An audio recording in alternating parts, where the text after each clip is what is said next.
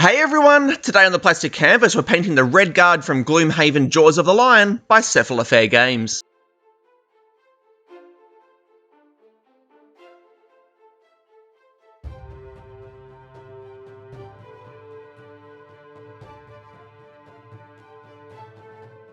Hey everyone, Matty from the Plastic Canvas and welcome to the first episode in this Gloomhaven.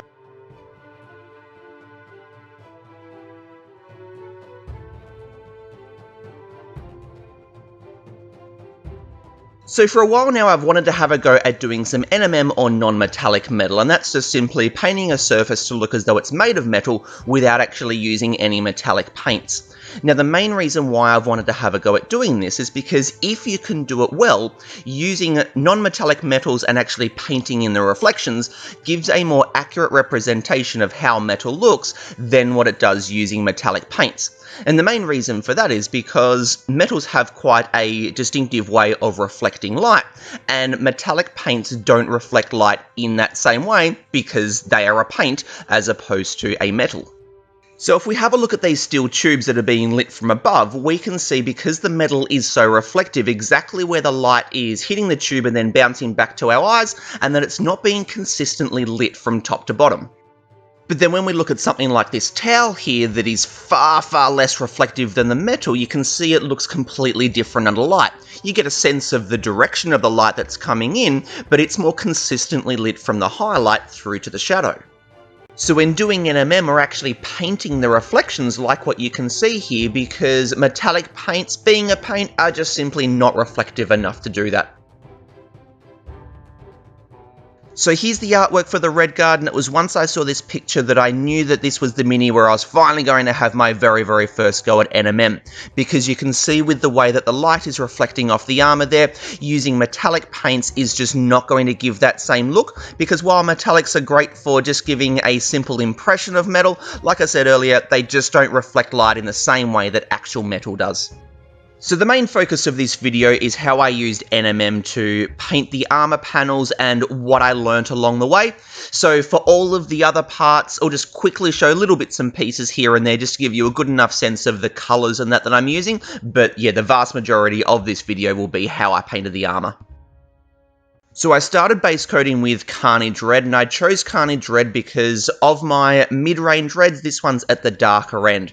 And that was perfect because it still leaves plenty of room to go darker with the shadows, but more importantly, there's lots of room to go brighter with the highlights and the reflections. And that's one of the keys to NMM, is getting those really strong, clear, bright reflections.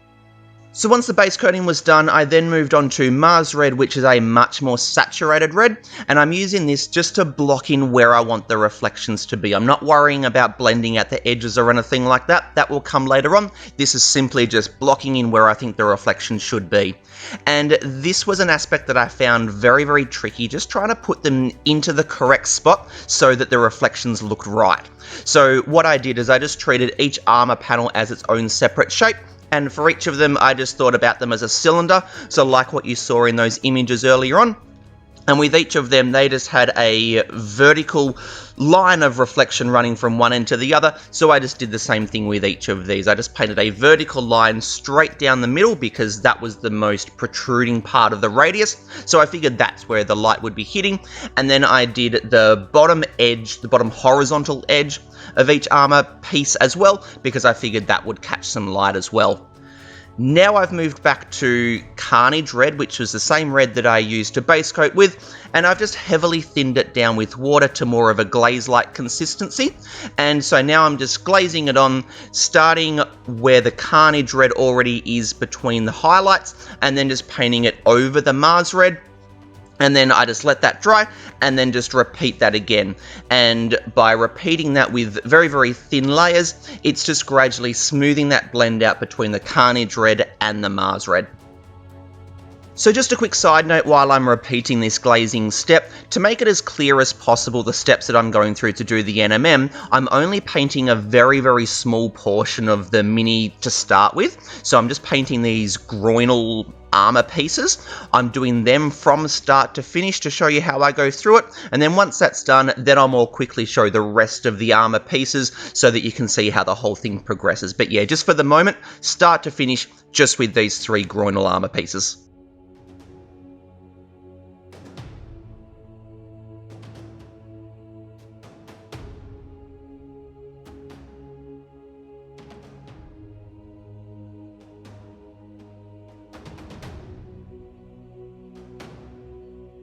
So now we're going back to the Mars Red, and this is to bring the brightness back to the reflections. So I'm just going to repeat the exact same previous step, but this time just painting in the opposite direction. So I've thinned the Mars Red with water right down to a glaze-like consistency, and then starting on the Mars Red and then painting towards the Carnage Red, we're just going to glaze that back on. And I do this over several layers, so each layer is very, very thin, so it only makes a slight change to the previous layer, but just put the paint down, let it dry, and repeat that same step. I probably did this 3 or 4 times just until I had built that Mars Red or the reflections back up to the brightness that I was happy with, but this gives a nice smooth blend from what will eventually be the shadows through to these reflections.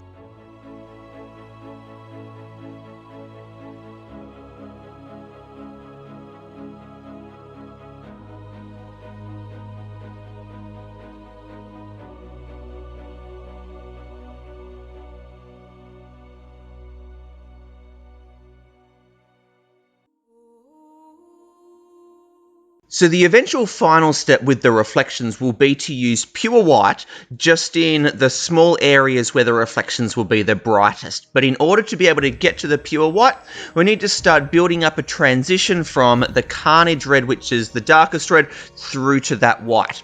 And shifting to the bloody red here is the start of that transition.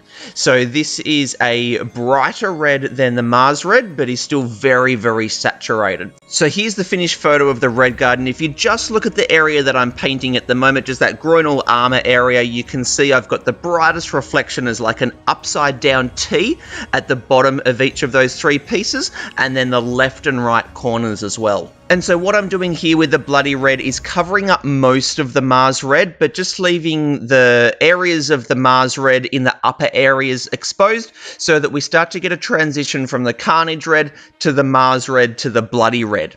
And then what will sort of happen in later stages is it'll start to shift towards orange, and then that'll get lighter and lighter until we end up working with pure white right in those parts where you saw that the reflections were at their brightest. And every time we go lighter, it just reduce the amount of coverage that those colors get. So I'm painting a smaller and smaller and smaller area until it's just pure white in the spots where the reflections are their brightest.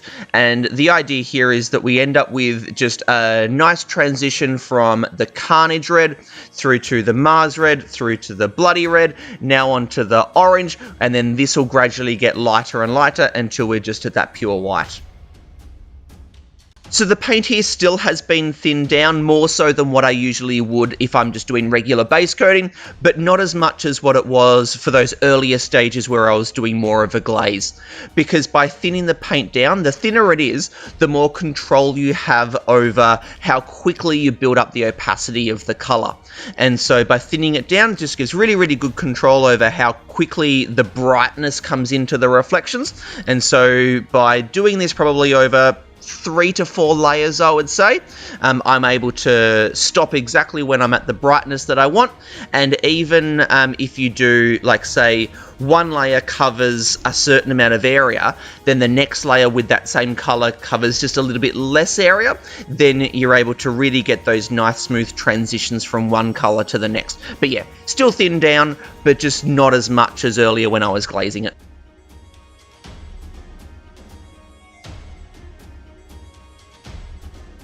Alright, so now we're really starting to bring some brightness into the reflections by mixing some white into the orange. This is an area alongside just where the reflection should be that I really had some trouble with just working out exactly how it should be. Because when I started bringing in the orange into the reflections, that's when I felt that it really started to take on that metallic look. But then at some point when I was working towards the white, I kind of started to feel like it was actually taking away from it a little bit. I used quite a lot of source images to work out how to do the reflections, so looking at pictures of other people's work where they'd done red NMM and watching videos as well, and they all definitely had white in there, so I knew I needed to build up to white for the reflections, but I think I probably covered too much area with the white, and maybe having a little bit more area that was just orange may have helped the overall look. Not too sure, but yeah, definitely when the orange started to come in, that's when that look really started to come together. But yeah, I think at some point I probably had too much white being brought in, and it just started to take away from the look a little bit. So when I went on to all of the other armor pieces, I tried to reduce the amount of area that I ended up with just the pure white, and I do think the other areas look better than these three armor pieces. I don't know, I'll leave you sort of to decide that maybe as you're watching towards the end, but that was definitely something that I tried to improve on later on.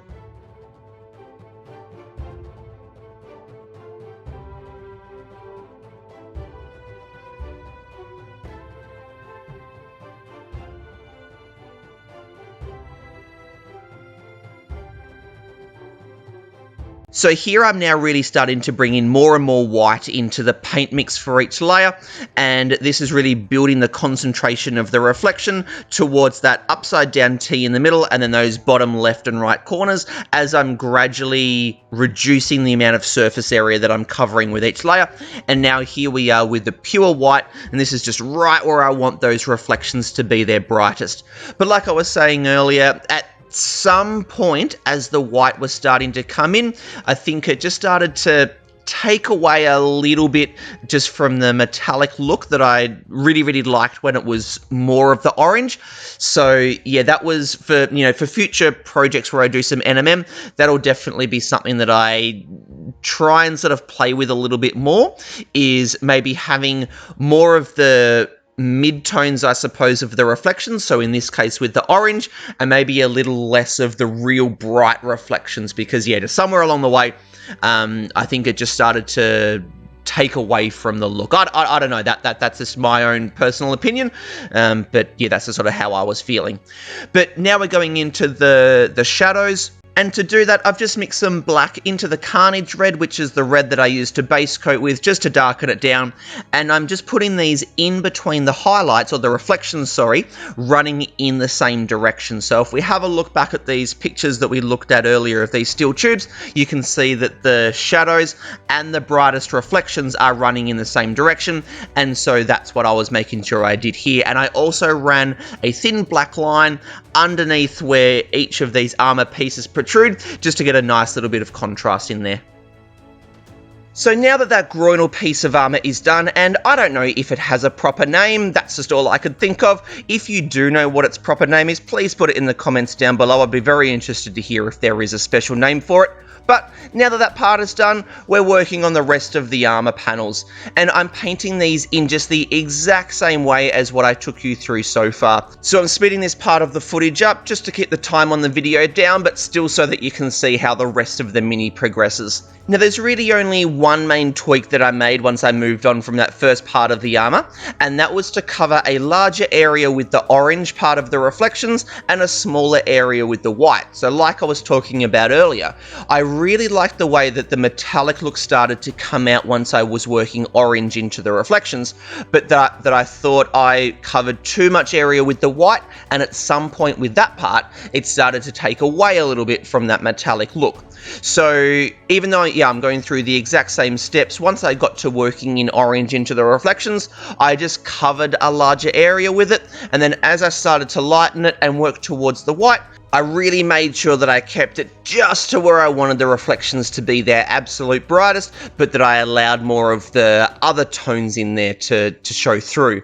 Because I think part of what helps that metallic look is the shift from the shadows through to the highlights. And, you know, with a mini of this scale, you know, it is quite small. You can see how big it is compared to my thumb there. You don't have a lot of distance to work with when blending from one color to another or transitioning from one color to another.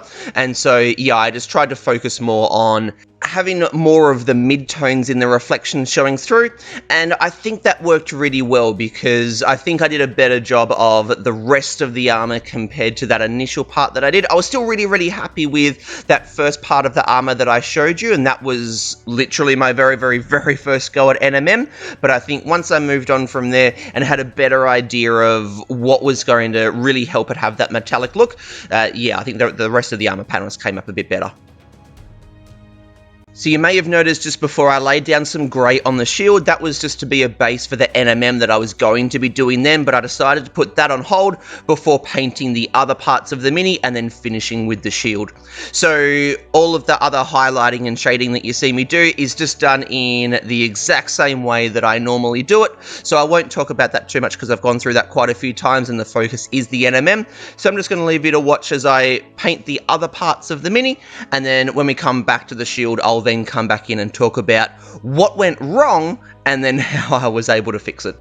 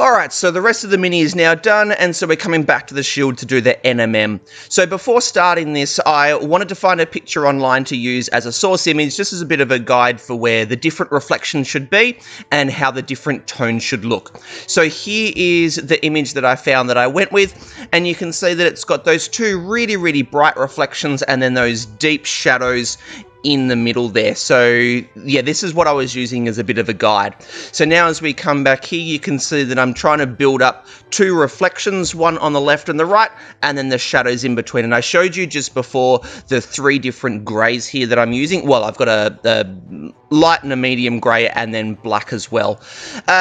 This just did not work at all. I could not get this just to look right. I was working back and forth with different, the dark grey and the light grey and the black, just to try and get something that looked right.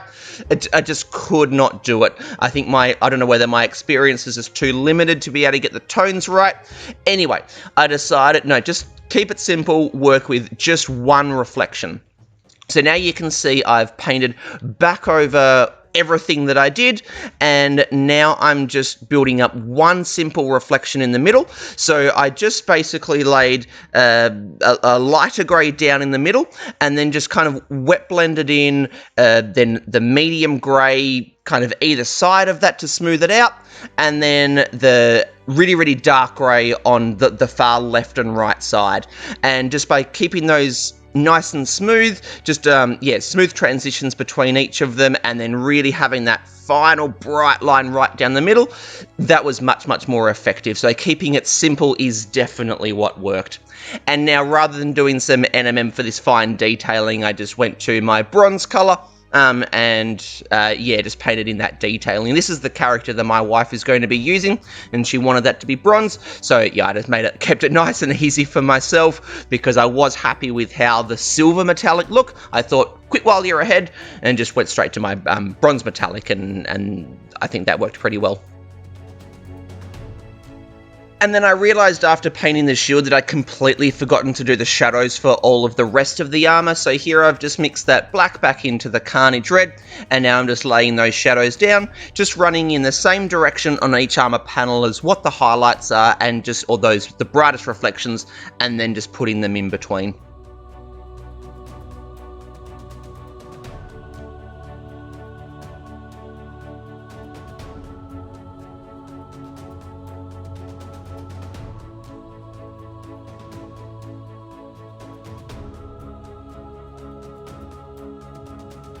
Alright, so now that I'm just adding those last couple of bits to the base, we can call our red guard finished. So thank you very, very much for checking out this video. I had a heap of fun painting the red guard.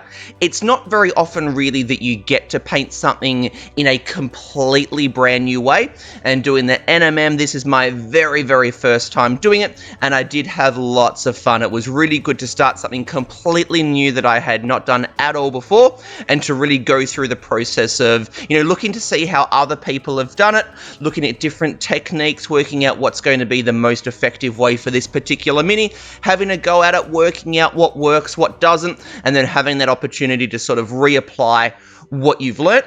And even though the way that I painted this mini was done for the video in terms of just painting that groinal armor piece so that I could show you really closely how I did that, and then going through the rest of the armor panels, that actually ended up being really useful for myself as well, because it gave me a chance to work out what was working and what wasn't, and then when I went on to the rest of the armor panels, I could tweak the way that I was approaching it to try and make some improvements, and I was able to do that. So I'll really be looking out for other minis that I can be painting to do some more NMM, because if I wait too long to do it again, the progress that I made with it will be lost, and I'll have to sort of relearn some of those things. So I'll definitely be on the lookout to do some more NMM. So yeah, thanks very, very much for checking out this video. I hope you found something useful in it, and I do really encourage you, if you haven't tried this technique before, give it a go. It's probably easier to just start with a sword or something like that rather than a full body set of armor, but it was really, really good as a starting point, because I certainly did learn some things. So Yeah, I hope you enjoyed this video. Please give it a thumbs up if you did, and hit the subscribe button if you haven't yet to stay up to date with future videos as they'll be coming out. I'll be doing more Jaws of the Lion videos. The Hatchet will be the next one because that's the character that I'm going to be using. And also please stop by the Twitter and Instagram accounts for this channel. But until next time, this is Matt from the Plastic Canvas signing out. Happy painting, everyone. Cheers.